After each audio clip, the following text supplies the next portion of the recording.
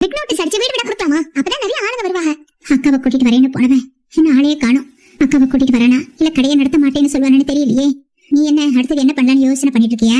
அதெல்லாம் உங்க புள்ள கடையை நடத்துவாரு, நான் நடத்த வைப்பேன். சொல்லுமா சொல்லுமா இதோ வராரு பாருங்க. ஏய் விட்டா போயிட உனக்கு ஒரு கடை ஆரம்பிச்சு கொடுத்துருப்பா. முதல் நாளே இப்படி பொறுப்பு இல்லாம சுத்திட்டு இருந்தேன். என்ன அர்த்தம்? ஏண்டா அதான் சொல்றான்னு வச்சுக்கோங்க. இப்படிதான் உங்க மச்சான் துரத்தி விடுவாரா? அவர் கடைக்கு எதிரே ஒரு பெரிய கடை வச்சு கொடுத்துட மாட்டாரு. அவர் உங்களை பிள்ளை பிள்ளைன்னு சொன்னதை நீங்க நம்பிட்டீங்களா? புள்ள மாதிரியே நடத்துவாருன்னு நினைச்சிட்டிய. அப்படியெல்லாம் ஒண்ணு நடத்தவே மாட்டாரு. சொந்த பிள்ளைக்கும் ஒண்டிக்கிட்டு வந்தவனுக்கும் வித்தியாசம் காட்டதான் செய்வாரு. ஏய் முதல்ல சொந்த ரத்த பந்தத்தை நம்பணும்.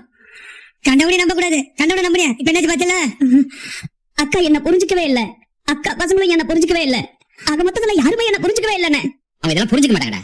உன்னை பார்க்க ஒரு பக்கம் கஷ்டமா தான் இருக்கு, இன்னொரு பக்கம் உனக்கு இதெல்லாம் தேவைதானு தோணுது. நியாயமா என் புருஷன் ஒரு மளிகை கடை வச்சு பொழிச்சிட்டு இருக்காரு. அது உங்களுக்கு பொறுக்கலையா? ஒண்ணு இல்லாதவரை ஆக்கி அவரை தெருவுல விடணுமா? அதுதான் உங்க ஆசையாடி? இது பாருடி, அப்படிதான் உங்க அப்பாவுக்கும் சித்தப்பாவுக்கும் ஆசை இருந்ததுன்னு வச்சுக்கோ, அது நிறைவேறாதடி. மேல ஒருத்தர் இருக்கான்ல, எல்லாத்தையும் அவன் பார்த்துட்டே இருக்கான். அவன் கேட்பான், கண்டிப்பா கேட்பான், கண்டிப்பா கூலி கொடுப்பாண்டி. ஆனாலும் இந்த பையனை பையன் இப்படி பண்ணுவான்னு கொஞ்சம் கூட எதிர்பார்க்கல. ஊரான ஊர்ல கடை திறக்க அவனுக்கு ஒரு இடமே கிடைக்கலையா? அந்த மனுஷனோட பொழப்பு